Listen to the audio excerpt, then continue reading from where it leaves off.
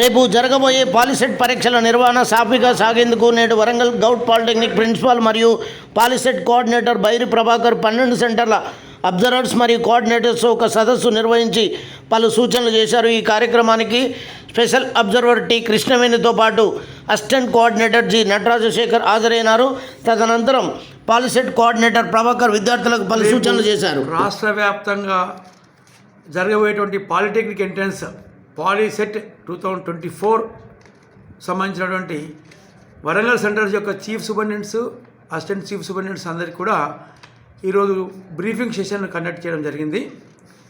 ఈ యొక్క సెషన్కి 12 సెంటర్ల నుంచి chief students, joint chief students అందరూ హాజరయ్యారు. ఈ ఎగ్జామినేషన్కి 10th క్లాస్ పాస్ అయిన పిల్లలు అందరూ అప్లై చేస్తున్నారు. మన వరంగల్ నుంచి 5,624 మంది అప్లై అవుతున్నారు.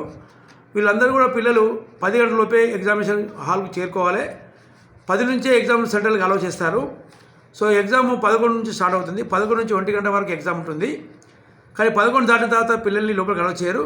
కాబట్టి మీరు 10 గంటల వరకు చేరుకొని లోపలికి పోయేటువంటి ప్రయత్నం చేస్తే మంచిది. తర్వాత మీకు ఓఎంఆర్ ఇచ్చిన తర్వాత దాన్ని 2 వైపులా కూడా మీరు ఫిలప్ చేయాల్సి ఉంటుంది. ఓఎంఆర్ మీద సంతకం పెట్టుకోవాల్సి ఉంటుంది.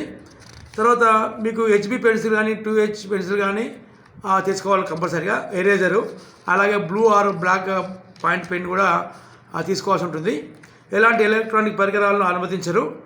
వివిధ పాలిటెక్నిక్లలో ఉన్నటువంటి ఇంజనీరింగ్ డిప్లొమాలతో పాటుగా అగ్రికల్చర్ యూనివర్సిటీ సంబంధించిన అగ్రికల్చర్ డిప్లొమా కానీ అలాగే వెటర్నరీ డిప్లొమా చేసినా కూడా అవకాశం ఉంది.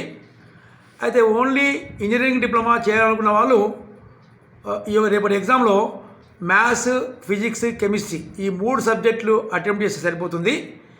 ఎవరైతే అగ్రికల్చర్ డిప్లొమా కానీ వెటర్నరీ డిప్లొమా చేద్దాం అనుకున్న వాళ్ళు ఉండరో వాళ్ళు అదనంగా అంటే మ్యాథ్స్, ఫిజిక్స్, కెమిస్ట్రీతో పాటుగా బయాలజీ పేపర్ కూడా వాళ్ళు అటెంప్ట్ చేయవలసి ఉంటుంది. ఎలాంటి ప్రాబ్లమ్స్ లేకుండా పిల్లలకు ఎండాకాలం కాబట్టి మంచినీటి వసతి కానీ ఏమైనా వర్షాలు వచ్చే అవకాశం ఉంది, వర్షం వచ్చినా ఎలాంటి ఇబ్బంది కాకుండా అలాగే పవర్ ఫెయిల్యూర్స్ లేకుండా అన్ని అరేంజ్మెంట్స్ పూర్తయినాయి.